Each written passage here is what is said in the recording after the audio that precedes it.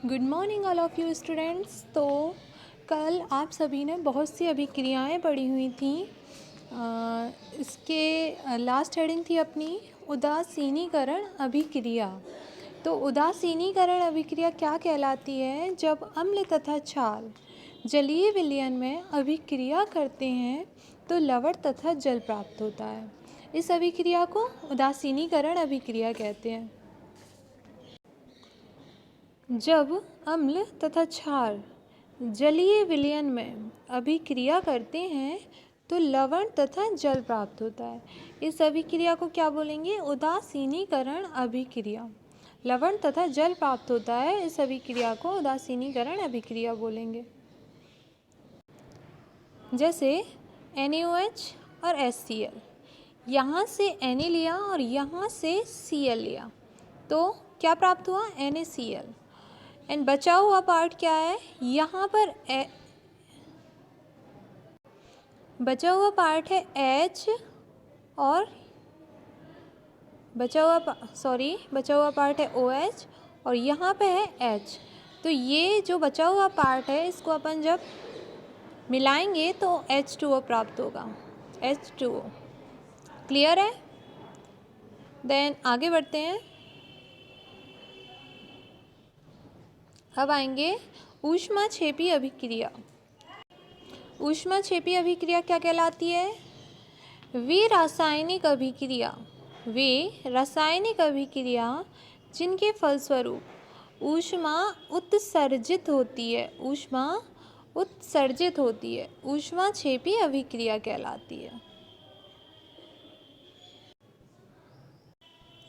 क्या था? वे रासायनिक अभिक्रिया जिनके फलस्वरूप ऊष्मा उत्सर्जित होती है, ऊष्मा मुक्त होती है, तो क्या बोलेंगे? ऊष्माक्षेपी अभिक्रिया। ऊष्मा का उत्सर्जित हो जाना, ऊष्मा का मुक्त हो जाना ऊष्माक्षेपी अभिक्रिया कहलाएगा। Suppose that CaO and H2O। CO हो गया अपना शुष्क चूना और H2O हो गया पानी।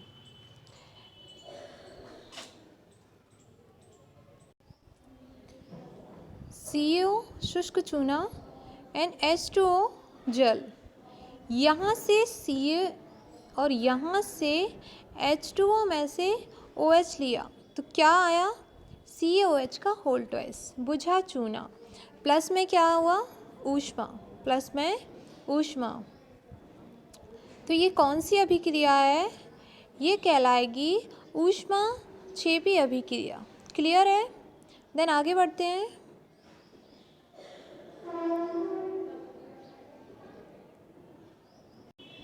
देन आगे कौन सी हेडिंग है? ऊष्माशेषी अभिक्रिया। ऊष्माशेषी अभिक्रिया क्या कहलाएगी? वे रासायनिक अभिक्रिया जिसके फलस्वरूप ऊष्मा अवशोषित होती है, ऊष्मा अवशोषित होती है। क्या कहलाएगी? ऊष्माशेषी अभिक्रिया। रिएक्शन देखते हैं, रिएक्शन पर आते हैं। N2 हो गया नाइट्रोजन, O2 हो गया oxygen. N2 nitrogen, O2 oxygen. Plus में क्या है? ऊष्मा। जब इसकी क्रिया करवाते हैं तो 2NO नाइट्रिक ऑक्साइड प्राप्त होता है। ये जो क्रिया हुई है इसमें क्या हुआ है? ऊष्मा अवशोषित हो रही है, ऊष्मा अवशोषित हो रही है। तो क्या कहलाएगी? ऊष्माशेषी अभिक्रिया। देन क्लियर है? अब आएंगे ऑक्सीकरण या अपचयन। ऑक्सीकरण या अपचयन, ऑक्सीकरण अपचयन क्या कहलाता है? ऑक्सीडेशन। देखते हैं ऑक्सीकरण या अपचयन क्या कहलाएगा। किसी पदार्थ द्वारा ऑक्सीजन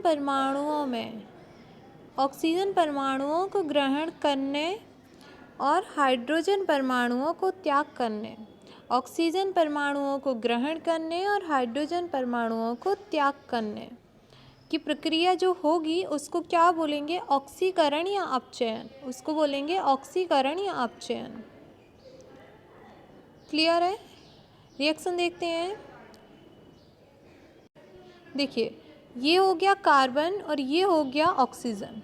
जब क्रिया करवाते हैं तो CO2 कार्बन डाइऑक्साइड प्राप्त होता है। इसमें क्या हुआ है? ये लिखा है किसी पदार्थ द्वारा ऑक्सीजन परमाणु ग्रहण करने, हाइड्रोजन परमाणु का त्याग करने। ऑक्सीजन परमाणु को ग्रहण करना है और हाइड्रोजन परमाणु का त्याग करना है। इस पूरी जो प्रक्रिया हो रही है इसको क्या बोलेंगे? ऑक्सीकरण या अपचयन बोलेंगे। देन क्लियर है। अब आएंगे अपचयन। अपचयन क्या कहलाता है?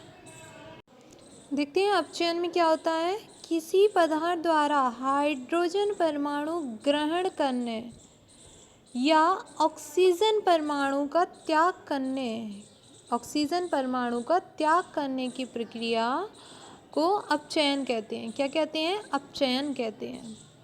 किसी पदार्थ द्वारा हाइड्रोजन परमाणु को ग्रहण करने या ऑक्सीजन परमाणु का त्याग करने की प्रक्रिया को अपचयन कहते हैं। ये हो गया CuO। एक minute, sorry. Suppose that CuO plus H2O, तो ये Cu जो है वो यहाँ आया। जब सबने क्रिया करवाई तो Cu ये मिला और बाकी का बचा हुआ पार्ट यहाँ से H2 और यहाँ से O मिलकर क्या बनेगा? H2। देन क्लियर है। आगे आते हैं ऑक्सीकारक। ऑक्सीकारक क्या कहलाता है? देखिए, ऑक्सीकारक वह पदार्थ जो ऑक्सीकरण के लिए ऑक्सीजन परमाणु देता है, वह पदार्थ जो ऑक्सीकरण के लिए ऑक्सीजन परमाणु देता है या पदार्थ से हाइड्रोजन हटाता है, उसे क्या बोलेंगे? ऑक्सीकारक कहेंगे। वह पदार्थ जो ऑक्सीकरण के लिए ऑक्सीजन परमाणु देता है या पदार्थ से हाइड्रोजन परमाणु हटाता है, उसे बोलेंगे ऑक्सीकारक। ऑक्सीकारक। CuO, ये हो गया CuO और ये हो गया H2। यहाँ से Cu ये निकल आया, ठीक है। और यहाँ से बचा हुआ पार्ट क्या है? यहाँ है H2 और यहाँ है O, तो बचा हुआ पार्ट से क्या मिलेगा? H2O। क्लियर है। आगे बढ़ते हैं। इसमें ऑक्सीकारक क्या है? इसमें ऑक्सीकारक CuO है। ऑक्सीकारक CuO है। अब आएंगे अपचायक। अपचायक क्या कहलाता है? अपचायक क्या कहलाएगा? वह पदार्थ जो अपचयन के लिए हाइड्रोजन परमाणु देता है या पदार्थ में ऑक्सीजन परमाणु को हटाता है। क्या कहलाएगा? अपचायक। अपचायक कहलाता है वह पदार्थ जो अपचयन के लिए हाइड्रोजन परमाणु देता है या पदार्थ में से ऑक्सीजन परमाणु को हटाता है। ऑक्सीजन परमाणु जो होता है उसे रिमूव करता है, क्या कहलाता है? अपचायक। क्लियर। देखिए रिएक्शन की तरफ। CuO प्लस में है H2, ओके। यहाँ से Cu ये आ गया, जब क्रिया करवाई तो यहाँ से Cu ये आ गया। बचा हुआ पार्ट क्या है? H2NO। तो H2 यहाँ से लिया और O यहाँ से लिया, तो सबको क्या प्राप्त होगा? H2O। अब इसमें सब लोग बताओ अपचायक क्या है? आपके सामने है स्क्रीन पर अपचायक। H2 क्या है? अपचायक है। H2 अपचायक है। क्लियर है। वह पदार्थ जो अपचयन के लिए हाइड्रोजन परमाणु देता है या पदार्थ में ऑक्सीजन परमाणु को हटाता है, अपचायक कहलाता है। तो हाइड्रोजन परमाणु को हटाना क्या कहलाता है? अपचायक। क्लियर है। चलिए आइए विकृत गंधिता पे आते हैं। देखिए विकृत गंधिता क्या कहलाती है? जब वसायुक्त या तेलीय खाद्य सामग्री को लॉन्ग टाइम तक रखा जाता है तो उसके स्वाद तथा गंध में परिवर्तन हो जाता है। उसके टेस्ट और उसके गंध में परिवर्तन हो जाता है, जिसे क्या बोलेंगे? विकृत गंधी, जिसे बोलेंगे विकृत गंधी। तथा जो प्रक्रिया हो रही है, तथा ये जो प्रक्रिया हो रही है, तो इस प्रक्रिया को क्या बोलेंगे? विकृत गंधिता। इस प्रक्रिया को बोलेंगे विकृत गंधिता। ठीक, आगे समझ में विकृत गंधिता क्या होता है? तेलीय तथा वसायुक्त खाद्य सामग्री में ऑक्सीकरण रोकने वाले पदार्थ, ऑक्सीकरण रोकने वाले पदार्थ प्रतिऑक्सीकारक कहलाते हैं। तेलीय तथा वसायुक्त सामग्रियों में ऑक्सीकारक को रोकना, को रोकने वाले पदार्थ क्या कहलाएंगे? ऑक्सीकारक। क्लियर है? विकृत गंधिता और ऑक्सीकारक क्या कहलाएंगे, इसमें समझ में आ गया? देन क्लियर है, आगे बढ़ते हैं। संक्षारण, संक्षारण क्या होता है? संक्षारण क्या होता है? देखिए संक्षारण क्या कहलाता है। संक्षारण, जब कोई धातु, जब कोई मेटल्स अपने आसपास के लिक्विड, नमी आदि के संपर्क में आती है, अपने आसपास के लिक्विड, नमी आदि के संपर्क में आती है, तब ये संक्षारित होती है। तभी क्या होती है? संक्षारित होती है। इस प्रक्रिया को संक्षारण कहते हैं। और इस प्रक्रिया को क्या कहेंगे? संक्षारण, संक्षारण कहेंगे। संक्षारण के कारण, संक्षारण के कारण क्या होता है? अब देखिए, चांदी के ऊपर काली परत तथा तांबे के ऊपर हरी परत चढ़ जाती है। चांदी के ऊपर काली परत तथा तांबे के ऊपर हरी परत चढ़ जाती है। ठीक, संक्षारण के कारण क्या होगा? तांबे के ऊपर, चांदी के ऊपर, सिल्वर के ऊपर काली परत चढ़ेगी तथा तांबे के ऊपर ग्रीन कलर की लेयर आ जाएगी। ठीक, चांदी सिल्वर के ऊपर ब्लैक कलर की लेयर एंड तांबे के ऊपर ग्रीन कलर की लेयर चढ़ जाएगी। ओके, देन क्लियर है, आगे बढ़ते हैं। अवक्षेपण अभिक्रिया, अवक्षेपण अभिक्रिया क्या कहलाती है? अवक्षेपण अभिक्रिया क्या कहलाती है? वे रासायनिक अभिक्रिया जिनके फलस्वरूप कोई अविलेय पदार्थ, अविलेय पदार्थ क्या होते हैं? जो विलेय नहीं होते हैं। अविलेय पदार्थ क्या होते हैं? जो विलेय नहीं होते हैं, उनको हम अविलेय पदार्थ बोलते हैं। अविलेय पदार्थ, वे रासायनिक अभिक्रिया जिनके फलस्वरूप कोई अविलेय पदार्थ अवक्षेप उत्पन्न करता है, अवक्षेप उत्पन्न करता है, उन्हें क्या बोलेंगे? अवक्षेपण अभिक्रिया, उसे बोलेंगे अवक्षेपण अभिक्रिया।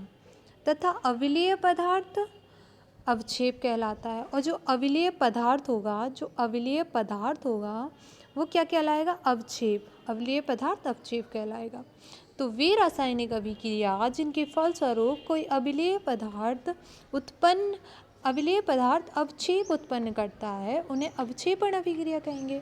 तथा अविलेय पदार्थ अवक्षेप कहलाता है, और जो अविलेय पदार्थ है वो अवक्षेप कहलाता है। देन रिएक्शन पे आते हैं। ये है AgNO3 और ये है NaCl। यहाँ से Ag और यहाँ से Cl जब क्रिया करवाते हैं तो यहाँ से Ag और यहाँ से Cl, तो क्या प्राप्त होगा? AgCl, silver chloride. ओके, और बचा हुआ पार्ट क्या है? देखिए सब, बचा हुआ पार्ट है Na, बचा हुआ पार्ट, एक मिनट, बचा हुआ पार्ट हो गया Na और क्या है? NO3। बचा हुआ पार्ट हो गया NaNO3। इसको जब अपन मिलाएंगे तो क्या होगा? NaNO3 अपन को मिल जाएगा, प्लस में क्या आएगा? NaNO3। देन क्लियर है? आई होप आप लोगों को समझ में आया होगा। रिवीजन कीजिए, अच्छे से रिवीजन कीजिए। Best of luck for your board exam and bye bye, take care. सब लोग अच्छे से रिवीजन करें।